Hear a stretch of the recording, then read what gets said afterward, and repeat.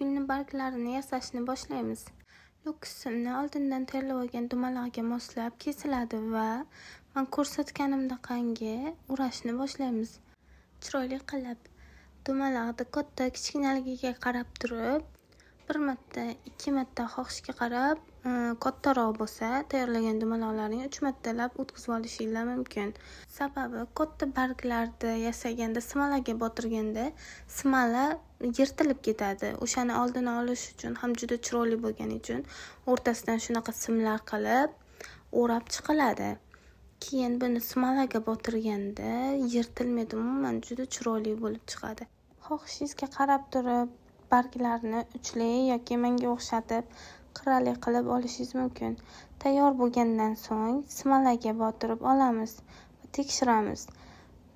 Menda hozir smalarni faqat oqi, buni prozrachniga qilsangiz ham o'rtasidagi simlari juda chiroyli ko'rinadi. Oqda unchalik ko'rinmaydi. Smalar qurigandan keyin ustidan toplak surkaymiz. Buni sababi smalar u klyonkaga o'xshagan yupqa bo'ladi. Toplak surkab, lampani ichida quritib olamiz. Qattiq bo'ladi va yirtilib ketmaydi.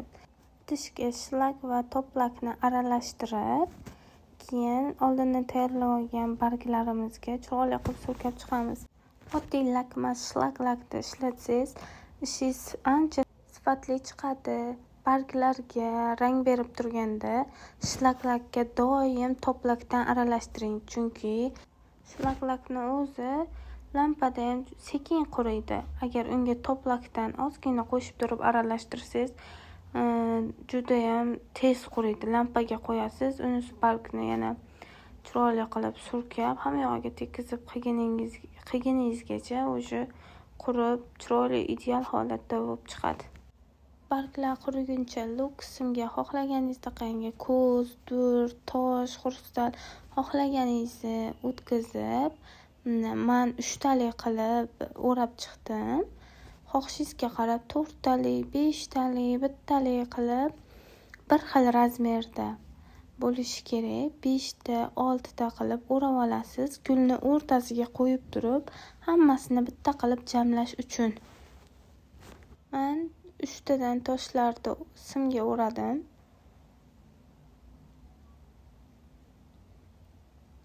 Mana 3 tadan 5 ta bo'ldi. Mana shu tayyor holati bo'ladi. Tayyor bo'lgan barglarni bitta qilib o'raymiz. Men